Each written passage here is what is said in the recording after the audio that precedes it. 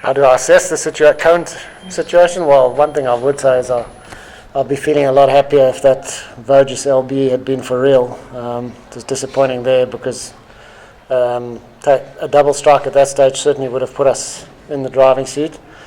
I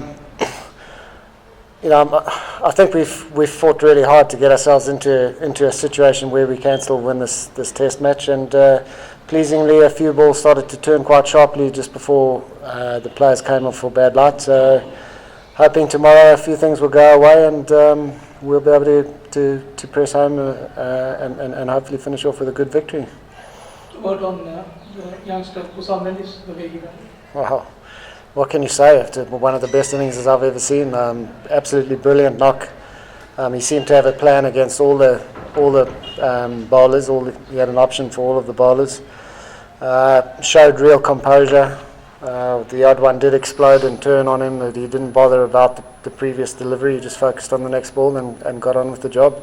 But he is an amazing talent. And works really hard and really loves the game. So it's very exciting for Sri Lankan cricket.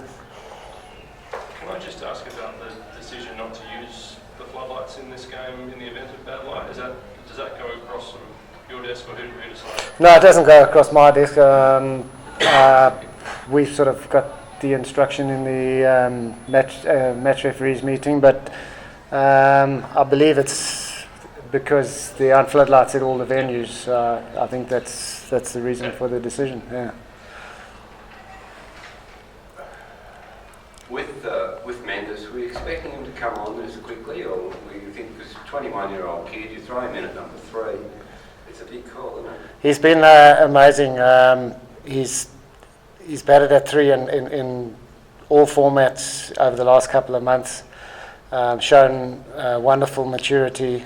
He's shown signs each time of the possibility of making big scores. It's been really exciting cameos each time, but unfortunately now he's got one of those big innings under the belt, and hopefully that'll lead to a lot more. And is it a case that you've turned to youth, like had a bit of a youth policy in your selection, or was he a bit of a combination. He's an exciting talent, and we knew he had something special. But had you still had the Sangas and the Mahalas, he probably would have ideally been blooded at a sort of number 6 or 7. But without anybody really putting their hand up to grab that number 3 spot, we thought he was the guy to get in, and he had the technique to handle it. And as I say, each time he went out there, he looked like he had real capabilities to become a world-class and a match-winning number 3. And so we decided to run with him, and it's paid us back. We have 2 questions. One is Dhananjay De Silva, who used to bowl off spin. Yes. Wasn't used in the first innings. Is there any possibility that for him to come into the party in the second innings? Oh, there's certainly a possibility. He's working hard on his bowling, and he's certainly another option for Angelo. And the next one is, if you look back, apart from the the third test in England, there were not much of an opening partnership from the openers. I mean, they were doing in patches. The partnership-wise.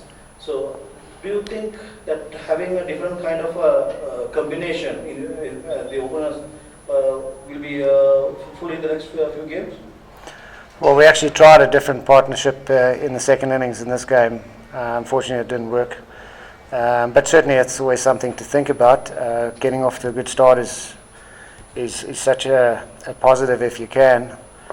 But then, having said that, we've played against England in seaming conditions, and countering the new ball hasn't been easy. And of course, Australia have a brilliant new ball attack as well. So it's not an easy job opening the innings, but it's something that we'll look at. We have looked at, and we'll continue to look at.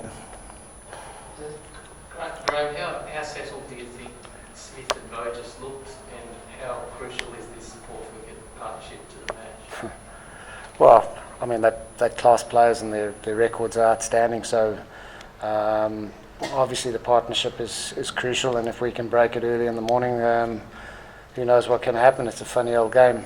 But day 5 wicket. I know it hasn't had a full 4 days on it, but it is a wearing wicket, and one just has to misbehave, and that can break the partnership.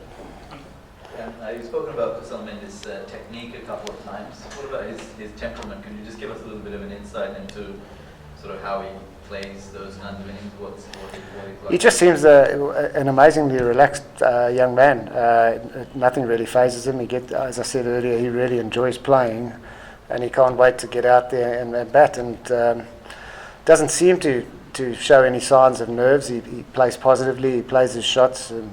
Went to his 100 with a 6. No nervous 90s. He's just out there enjoying his cricket. That's what it seems to be. And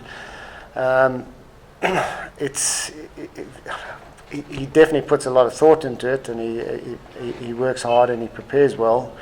But there's no real signs of him too bothered or worried about failure, which is quite a nice way of going about your business. What kind of confidence does Mendes' winning like Mendes bring to the dressing room? Well, I'm hoping that it's going to rub off on the other fellows. Generally, as a young guy performs well, the other young guys look at it and say, well, if he can do it, I can do it. So hopefully a couple of the other lads will start to do something similar. Last question.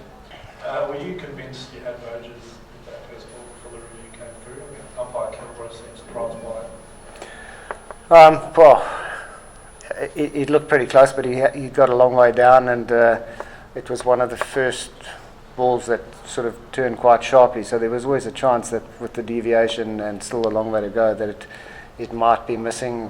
Sort of while the replays were being played, we were hoping that it was just clipping. Unfortunately, it wasn't to be. Thank you, gentlemen. Thank you. Thanks. Very impressed with the young man. Showed tremendous, composure, as Graham said.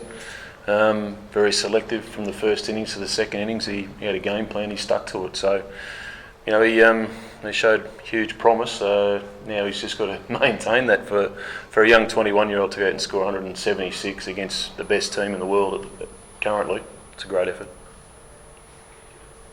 Stuart, where do you see the match standing at the moment? Well, if each day, only one day's been completely available for play. If there is cloud around, we're not sure when we start. We seem to be hanging around quite a bit this morning, waiting for rain to come, but it was in the air, but didn't quite arrive until well into the morning session. But if we get a full 90 overs in a day's play, it should be a very interesting finish to the game, needing 185. The two that are at the crease now, they've got to put on a big partnership. And everyone else just needs to chip in where they can. So, we're still very confident. We want to play to win games of cricket. We don't play to draw. So we're just waiting to see what tomorrow brings weather-wise, and then we can really have a crack at it. Stuart, given that so much time had already been lost to rain, was it disappointing to lose a couple of hours today to bad light when there's floodlights here that apparently can't be used? Yeah, that's always disappointing. But both countries have to agree to it. We're quite happy to proceed. That's our policy in Australia. We're playing day-night test matches now, so even red ball cricket, if the lights are available, we want to use them. We want to play as much as we can. So, once again, that calls out of our hands. We can't do much about it. It's disappointing, but that's just the way it is. And just in terms of the journey of Australian batsmen batting in these conditions, and what's happened in a couple of tours recently and here, where do you think they're at in the process of getting better at it and getting their heads around it? Yeah, look, I've only been with this group for a short period of time, but just amazed at the work ethic that they have and the want to really improve and do well. They have their own specific game plans. We've sat down at length and talked about how we're going to combat different types of spin, different types of wickets, and they're all very driven to succeed. So it's just a matter of being able to translate that from the nets out in the middle. I thought today our batters went about it with more authority and a clearer idea of how we're going to play on the spinning wickets. And let's face it hasn't really spun a great deal. I think only one ball turned sharply to get rid of Joe Burns. The rest haven't really spun sharply as yet. But I think our boys played using their feet the way Australians play. We saw the Sri Lankans sweep a lot. Us being a bit taller, the sweep shot's a little more difficult. So we tend to use our feet, and I thought Joe Burns, Steve Smith, played it very well. John, then Greg. Was there a concern still that David Warner would be a bit underdone coming into this test? Obviously, you would have liked to have seen him have more match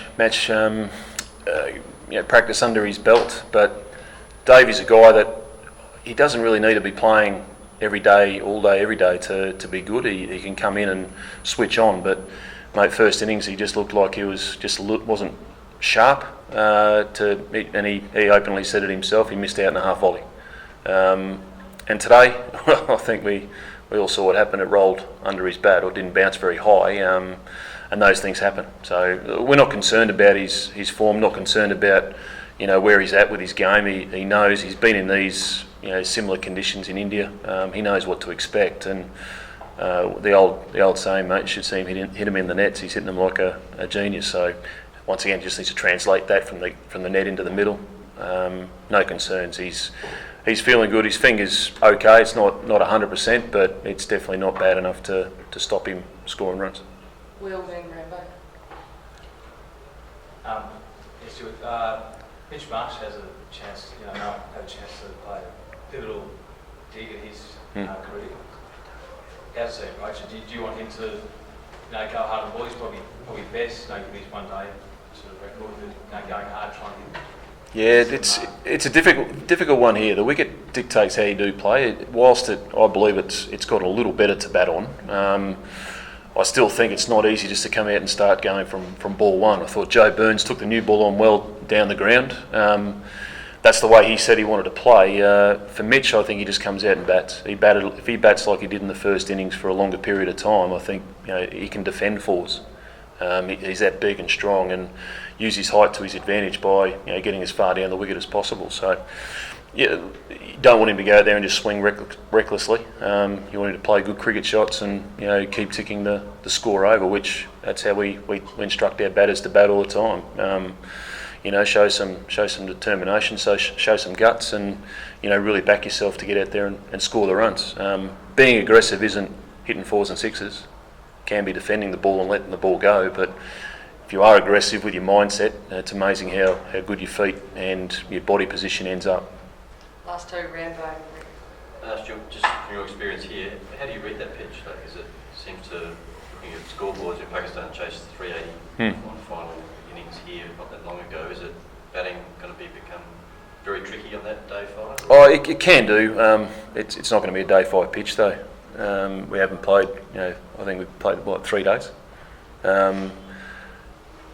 History says that teams have chased down big totals in the last innings. They might have been prepared differently for those teams coming in than they do for us, but this one doesn't look like it's deteriorating a great deal.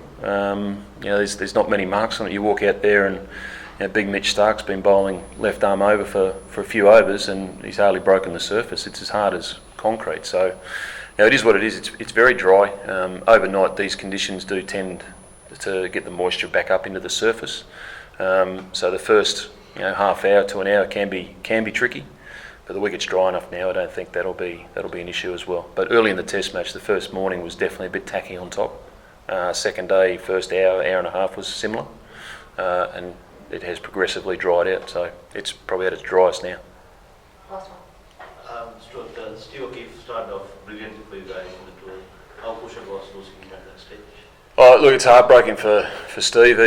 He's put a mountain of work in, very noticeably. I was with him in India with the Australian A Tour mid last year, and his body shape's changed. He's trained the house down to get into a peak physical condition, and he started the tour brilliantly in that practice game with 10 wickets and a 78 not out. And then in this Test match, he was one of our best bowlers.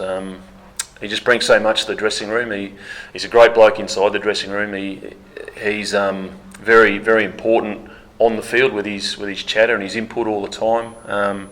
So yeah, we're devastated for him that he's got this injury, but you know, it's not the end.